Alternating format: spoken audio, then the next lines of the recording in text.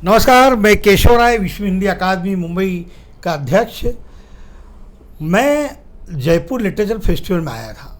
वहाँ पर आज चौथा दिन है और जयपुर में आएँ और पदमचंद जैन जी से मुलाकात ना करें तो ये तो बड़ा अजीब है, क्योंकि पदमचंद जैन जी का जो समाज में, देश में, साहित्य में, संस्कृति में, कला में, परिवार में हर तरह का जो सहयोग और सेवा में समर्पित हैं वर्षों से, तो मन करा कि नहीं, यहाँ तो जाना ही है।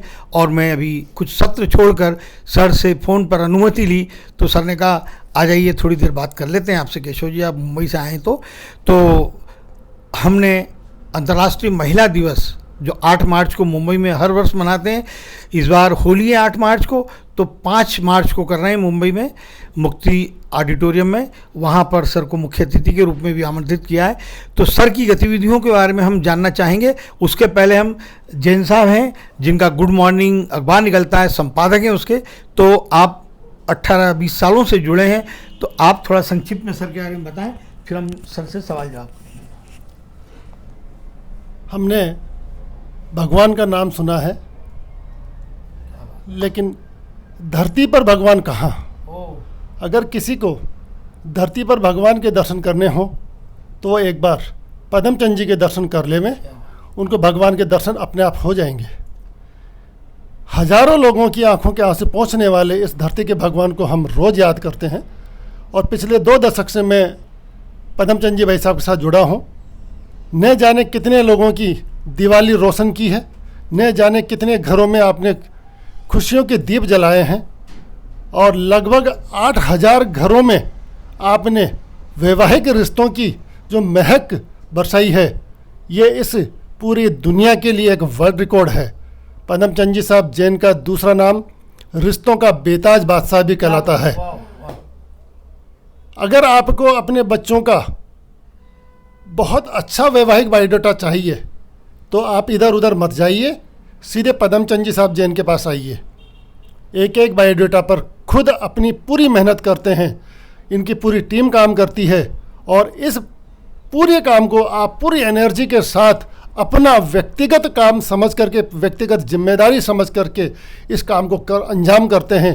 एक एक बायोडाटा की जांच, उसकी खोजबीन, ये सारी व्यवस्थाएं पदमचंद जी साहब जैन सुबह 11 बजे से लेकर रात को 11 बजे तक लगातार अपनी ऊर्जा से भरपूर इस काम को अंजाम देते हैं। पदमचंद जी साहब का व्यक्तित्व तो इतना विराट है, इनके ऊपर अगर हम 500 पृष्ठ का एक ग्रंथ भी लिखें तो शायद पृष्ठ कम पड़ जाए, लेकिन ग्रंथ पूरा नहीं हो पाएगा। इतनी विशाल व्यक्तित्व के धनी, जिनके जीवन में राजनीति भी है, प्रशासनिक अधिकारियों से आपका कितना विशाल नेटवर्क संपर्क है, समाज सेवा के क्षेत्र में आपने कितने उत्कृष्ट कार्य किए हैं। एक छत के नीचे अगर आपको ये सारी जानकारियाँ लेनी हो तो आप एक बार पदमचंद जी साहब जैन के ऑफिस आकर के ज़रूर देखिए। ये ऑफिस नहीं, ये एक मंदिर है, जहाँ पर न केवल पदमचंद जी जैन बल्कि इनके ऑफिस के अगल बगल, इनकी सीट के, इनकी चेयर के अगल बगल में भी आप देखेंगे तो हर धर्म के भगवान इनकी टेबल पर, इनकी टेबल के अगल बगल आपको दर्शन करने को मिलेंगे। हर धर्म, हर जाति के भगवान इनके ऑफिस में इन पर आशीर्वाद बरसाते हैं। ऐसे व्यक्तित्व के धनी पदमचंद जी साहब जैन। नमस्कार सर। हमने मनुष्य की सेवा के बारे में कई सेवा कर्मियों को देखा है, धन से बहुत सेवा करते हैं, लेकिन इस तरह की सेवा जो परिवार को बसाना, एक लड़का लड़की के रिश्ते करना, और वो जीवन पर्यंत सुखमय जीवन जी रहे हैं। हजारों ऐसे रिश्ते आपने कराए हैं। मुझे याद है इंदौर में 2-1 शादियों में भी आपसे मुलाकात हुई थी, तो जब जयपुर का जिक्र निकला तो अभी उनसे भी बातचीत हुई थी, वो भी जैन समाज हैं। तो ये जैन साहब बहुत बड़ी चुनौती होती है कि जो रिश्ते आपने कराए हैं और वो रिश्ते अमीट, मतलब हमेशा के लिए टिके रहें और खुशी खुशी, तो ये कितनी बड़ी चुनौती होती है आपके लिए। 7 जन्मों के रिश्ते। आप टू बुलाई जी, आप बताइए। अच्छा, जिस दिन से चला हूँ मंजिल पे मेरी नज़र है, आँखों ने कभी मील का पत्थर नहीं देखा, और मंजिल मिले न मिले मंजिल की जुस्तजू में मेरा कारमा तो है। क्या बात, क्या बात। 2000 में सौभाग्य से जयपुर में आने का मौका मिला। जयपुर की धरती एक ऐसी धरती है जहाँ पर मेरे बड़े बुज़ुर्ग राजस्थान से जुड़े थे, और 30 साल राजनीति, 30 साल बिजनेस करने के बाद दिमाग में एक बात आई कि अब कुछ we should do something for the society, समाज के लिए अपने को कुछ करना चाहिए। तो मैंने 2000 में कुछ यहाँ के बुद्धिजीवियों से मुलाकात की राजस्थान में और जयपुर के, और उनसे मैंने ये प्रस्ताव रखा कि मैं कुछ ऐसा करना चाहता हूँ जो समाज की ज़रूरत हो। तो लोगों ने एक बात हमको चैलेंज किया कि जैन साहब, आप शादी ब्याह के संबंध का काम अपने हिसाब से करो और इसका रिजल्ट दो। तो मैंने 2001 में ये काम शुरू किया पर्सनल लेवल पर, पर्सनल एक्सपेंसेस के आधार पर, और मैंने ये किया कि भाई जब तक रिश्ते के संबंध में आप पूरे परिवार की पृष्ठभूमि ना जानो, उनका आचरण, उसका व्यक्तित्व, उनका खान पीन, उनका रहन सहन नहीं देखो, जब तक आप किसी को रिश्ता नहीं बताओ।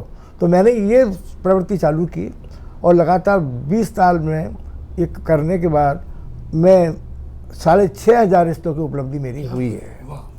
इसके अलावा हमारे इस संगठन के द्वारा शादी ब्याह के संबंध, लोगों की नौकरी लगाना, विधवा पेंशन देना, बच्चों को स्कॉलरशिप, मेडिकल एड, पॉलिटिकल काम, एडमिनिस्ट्रेशन से जुड़े काम, और किसी तरह का कोई भी काम लगातार 11 घंटे हम सेवाएं प्रदान कर रहे हैं। तो ये जैन समाज के लोगों के लिए ही है कि सभी के लिए? देखिए, ऑनेस्टली बात यह है कि हमने जैन समाज के ही लिए चालू किया था, क्योंकि समाज बहुत बड़ा है, उसके लिए चालू किया था। हम लोगों ने ये प्रेरणा अदर जो जाति के लोग हैं, जिन नेता अलग अलग समाज के, चाहे ब्राह्मण हो, चाहे क्षत्रिय हो, चाहे राजपूत हो, चाहे अग्रवाल हो, खंडेलवाल, महेश्वरी, सबको मैंने इंसिस्ट किया कि भाई जैसे मैं कर रहा हूँ, अकेला तो नहीं कर सकता, अकेला मैं आज 2 करोड़ जनता, श्वेतांबर और दिगंबर दोनों नहीं, सब हैं हमारे। तो इसमें क्या है कि श्वेतांबर, दिगंबर, स्थानकवासी, तेरहपंथी, पल्लीवाल, पोरवाल, जैन, अग्रवाल, जैन, ये सभी शामिल हैं। लेकिन अदर कास्ट के लोगों को भी मैंने प्रेरित किया कि जैसे मैं कर रहा हूँ, इसके जो रिजल्ट आ रहा है, आप लोग करोगे तो आपके समाज में भी बड़ा एक चुनौती आपके सामने आ जाएगी। आप उस शादी में मैंने देखा था कि विदेश से भी काफ़ी लोग आए थे जहां अपने रिश्ते कराएं, और वो भी काफ़ी अभी खुश हैं। तो विदेशों के बारे में ऐसा है कि सारे देशों में तो नहीं गया, लेकिन मैंने अपने प्रचार प्रसार के माध्यम से पूरी दुनिया में अपना लिटरेचर भिजवाया कि मैं ये काम कर रहा हूँ। और इसके लिए मैं बैंकॉक, हांगकांग, सिंगापुर, दुबई 4 देशों में गया। 4 देशों में मैं जाने के बाद 15 दिन रहा, वहाँ पे समाज के लोगों से मिला, और मैंने जाना कि उनकी वाकई ये बहुत एक बड़ी ज़रूरत है, क्योंकि एक मंच वहाँ से बैठे बैठे कुछ नहीं कर सकते, और चूँकि हमारा दायरा पूरी दुनिया में फैला हुआ है और अपने समाज से हम जुड़े हुए हैं, तो हम सारी चीज़ निकाल लेते हैं अंदर की। तो ये जो व्यवस्था हमारी चल रही है, इसमें हमको इतनी चुनौती तो मिली, लेकिन कामयाबी बहुत मिली।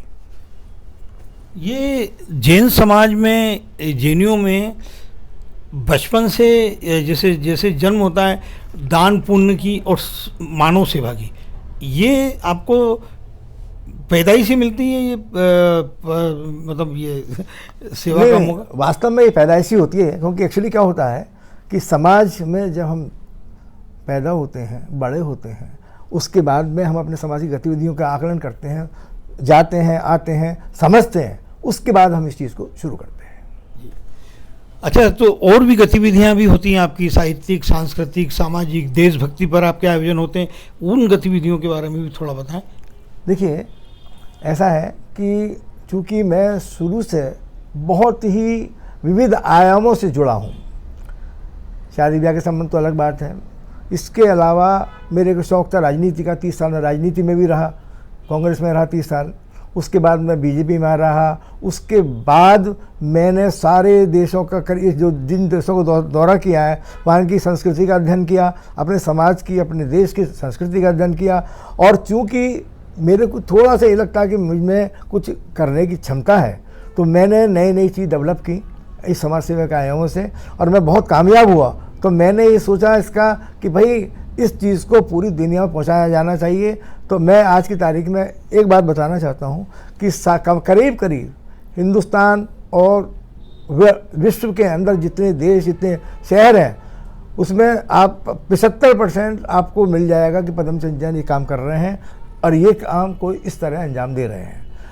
ये जैसा नई पीढ़ी के बच्चे कहते हैं कि पद्मचंद जैन जी मतलब अंकल जी को उम्र का आज भी वो हम जैसे युवा ही हैं कि आप 17-18 घंटे काम करते हैं, ये ऊर्जा कहाँ से मिलती है आपको? नहीं, एक्चुअली क्या है, मैंने महसूस किया है कि जब आप कोई भी अच्छा काम करते हो और उसका रिजल्ट निकल के आता है, अपने आप ही एक ऐसा अंतर्बोध हो जाता है कि आदमी को लगता है कि यार मैं तो भगवान से जैसे दुआ मांगता हूँ कि भगवान मैं आज 75 साल के दायरे में चल रहा हूँ, मुझे कम से कम बहुत 20 साल तो कम से कम और मेरे शक्ति दो। तो ये एक शक्ति तो उधर से आ रही है, लेकिन इन कामों के करने से जो ऊर्जा आ रही है मुझे पता खुद को नहीं है कि मैं 11 घंटे काम करता हूँ। सुबह मैं 4:30 बजे उठ जाता हूँ और मैं रात के 11 बजे तक काम करता हूँ।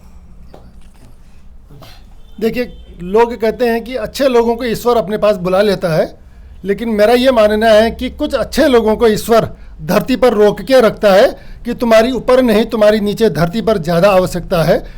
क्योंकि मैं ईश्वर धरती पर नहीं आ सकता, इसलिए मेरे जितने काम हैं, जो जिम्मेदारियां हैं, उनको आप निभाइए। और मैंने पहले भी निवेदन किया कि किसी भी परिवार में किसी भी प्रकार की कोई भी तकलीफ़ होती है और उसकी सूचना अगर पद्मचंद जी के पास पहुंच गई तो घर पहुंच करके उसकी आर्थिक मदद करने में पीछे नहीं रहते। एक उदाहरण याद आ रहा मुझे, दिवाली का दिन था जिस दिन लक्ष्मी पूजा होनी थी। आपकी जानकारी में आया कि एक अपने समाज का एक साधार्मिक भाई जिसका पीछे का पूरा हिस्सा डैमेज था, उसका इलाज नहीं हो पा रहा था, आपने मुझे फ़ोन करके बुलाया कि आज उनके घर चलना है। यहाँ से हम झोटवाड़ा गए, उनके घर पहुँचे, उनसे मुलाकात की, उनको दिवाली की शुभकामनाएँ दी, मिठाई दी और उनके इलाज के लिए डॉक्टर सुधीर जी भंडारी से संपर्क करके और मुख्यमंत्री राहत कोष से इमीडिएट उनके इलाज के लिए पैसा सैंक्शन करवा करके लगभग 24-36 घंटे के अंदर अंदर उनका ऑपरेशन करा के उनको पाँव पे खड़ा करने लायक स्थिति में ला दिया। तो शायद यही तो धरती के भगवान हैं। क्या बात, क्या बात। मैं आज देख रहा था जैन साहब कि अभी कुछ अपडेट करना था डिजिटल पर, सोशल पर, तो आपके आज जो रविवार है, पहले मुझे लगा कि आज आपसे मुलाकात संभव नहीं हो पाएगी, लेकिन आपने मुझे समय दिया, धन्यवाद। लेकिन आपकी जो टीम में युवा लड़कियों की जो 12-15 युवा टीम है, तुरंत आज उनको भी संडे वनडे की कोई छुट्टी नहीं है और उन्होंने सारा अपडेट कर दिया, सारा यूट्यूब का, ये व्हाट्सअप वगैरह। तो ये जो आपकी दिनचर्या होती है कि रविवार को भी आप काम कर रहे हैं, सुबह से लेकर रात तक की दिनचर्या कैसी होती है? एक्चुअली मैं साहब सुबह 4:30 बजे उठता हूँ। ओहो। 4:30 बजे उठने के बाद में मेरा नियम है एक पाठ का, वो पाठ करता हूँ। उस पाठ करने के बाद मैं घूमने जाता हूँ। घूमने जाने के बाद मैं आकर नहाता हूँ। उसके बाद में मैं देव दर्शन के लिए मंदिर जाता हूँ। मंदिर में मेरा पूरा 1 घंटा लगता है मेरे को। उसके बाद में मैं सीधा ऑफिस आ जाता हूँ और रात के 7 बजे तक यहाँ बैठता हूँ। और रात के 7 बजे के बाद भी घर पे खाना, आधा घंटा खाना खाने के बाद मैं रात को 11 बजे से देश विदेश के फ़ोनों को अटेंड करता हूँ। वाह वाह। ये मेरी दिनचर्या है। आपने पूर्व राष्ट्रपति अब्दुल कलाम साहब को भी सम्मानित किया था, मतलब क्या था ना, ये तो मतलब अच्छी बात है कि उन जैसे व्यक्ति को सम्मानित करना बढ़िया है। और धार्मिक आयोजन में आपकी भूमिका है? धार्मिक आयोजन तो देखिए हमारे परिवार के परिवेश में ये जुड़ा हुआ है और मैं समझता हूँ कि जितना हम कर सकते हैं वो पूरे समाज को मालूम है। इसकी तो मैं अपने मुंह से कुछ कहना नहीं चाहता हूँ। हमारे मित्र हैं गुड मॉर्निंग इंडिया वाले, वो बता सकते हैं। आपको गीत संगीत का भी बहुत रुचि है शो के, जैसे आपने शायरी से शुरुआत की। मुझे याद है कुछ 7-8 साल पहले इस्कॉन में एक ऑडियो कैसेट था, वो आप लोकार्पण में आए थे, आपके हाथों हुआ था। तो उसके बाद मुंबई आना शायद नहीं हुआ शायद। मेरे वाइफ की डेथ हो गई थी 8 मई, 2 साल हो गए हैं करीब। हाँ, तो उसके बाद मैंने थोड़ा स्टॉप किया। अब करने अब 5 तारीख को अंतर्राष्ट्रीय महिला दिवस में अब इसमें चालू हो रहा है। आ ही रहे आप तो होगी, घोषणा ही होगी। अंतिम सवाल, अंतर्राष्ट्रीय दिवस पर यानी 8 मार्च को आपका जन्मदिन भी आता है और पूरी ये भी एक शुभ संयोग है। और हम तो आपके लिए यही दुआ करते हैं कि हे ईश्वर, 27 होने से पहले पद्मचंद जी को आप अपने पास बुलाने की सोचना भी मत। और हम रोजाना ऑफिस में एक ही चर्चा करते हैं कि पद्मचंद जी भी, भाई साहब भी इतना एनर्जीफुल है कि सुरेंद्र जी अभी मैं 92, 95, 97 से पहले नहीं जाऊंगा। तो हमने तो कह दिया अपन आपको 100 साल से पहले इस धरती से विदा नहीं होने देंगे, क्योंकि आपकी बहुत ज़रूरत है, केवल वैवाहिक रिश्तों के लिए ही नहीं बल्कि ऐसे। अब जैसे हमारे यहाँ एक जैन मंदिर है, आप हर सोमवार को वहाँ जाते हैं, वहाँ जो स्टाफ कर्मचारी रहते हैं एक लाइन लगा करके आपका इंतज़ार करते हैं कि सेठ साहब आने वाले हैं, और इनका इंतज़ार इसलिए करते हैं कि इनके हाथ जेब में जाता है और जिसके भाग्य में जितना लिखा है, दादा गुरुदेव का आशीर्वाद लेकर, नाम लेकर के, जिसके भाग्य में जितना उनको सहयोग, हर सोमवार को दादा गुरुदेव का दर्शन करना। और धार्मिक प्रवृत्ति इतनी है कि अब तक आपने लगभग 5 मेलों का आयोजन करा लिया, जिसमें सबसे पहले हमारा खतरगंज का ब्रह्मसर तीर्थ है जैसलमेर में, उसके बाद बिलाड़ा में दादा गुरुदेव के 2 मेले भरा लिए, अजमेर दादा गुरुदेव का मेला हुआ, मालपुरा में 2013 में होली मेले का आयोजन किया, मेहरौली दादा गुरुदेव का मेला करा चुके। तो दादा गुरुदेव के प्रति तो आपका रोम रोम इतना समर्पित है कि आप इनसे कुछ भी करा लीजिए दादा गुरुदेव के नाम पर, कभी ना नहीं है कि जो कुछ भी है कि सुरेंद्र जी ये तो सब दादा गुरुदेव का दिया हुआ है। और जितना गुरुदेव ने आपको दिया है, मेरे ख्याल से आज आपकी जेबों में उतना धन नहीं है जितना गुरुदेव ने दिया, सब बांट दिया। मतलब बचा के क्या करना है, दादा गुरुदेव मुझे देता जा रहा है और मैं लोगों में देता जा रहा हूँ, गुरुदेव दे रहा है, मैं दे रहा हूँ, बस। समाज में खुशी है, यही सबसे बड़ी पूंजी है सर की। तो आप 8 मार्च का जो जन्मदिन है सर का, मुंबई में ही 5 मार्च को अंतर्राष्ट्रीय महिला दिवस मन रहा है, तो आपके हाथों ही सम्मानित होंगी। अलग अलग विधाओं में अलग अलग क्षेत्रों की जो महिलाएं वो काम कर रही हैं, आपके हाथों ही सम्मानित होंगी, और वहीं हम जन्मदिन भी मनाएंगे। एक शेर सुनो, एक शेर सुनो। हाँ, शेर से एक शेर। नूर हक शम्मा इलाही को मिटा सकता है कौन, जिसका हामी हो खुदा उसको मिटा सकता है कौन। क्या बात। अब